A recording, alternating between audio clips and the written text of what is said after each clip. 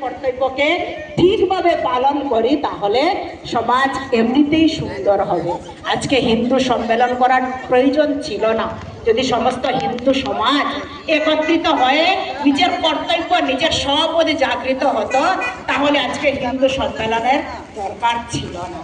এই সমাজের প্রত্যেক ব্যক্তি যাতে সেই বোধে জাগৃত হয়, আর সেই বোধে জাগৃত হওয়ার জন্যই আজকে 100 বছর ধরে রাষ্ট্রীয় স্বয়ংসেবক সংঘ সাধনা করে যাচ্ছে, যার সমাজের মধ্যে পজিটিভ বিষয় দেওয়া।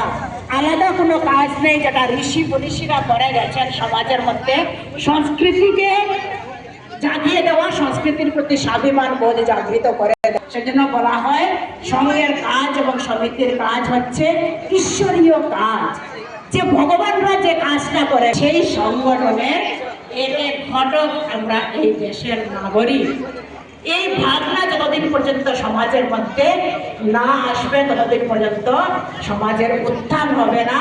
তাই হিন্দু সম্মেলনের মাধ্যমে এই বার্তা সমাজকে দেওয়া যে সমাজের প্রত্যেক ব্যক্তির মধ্যে সেই ধরনের বোধ জাগৃত চাই।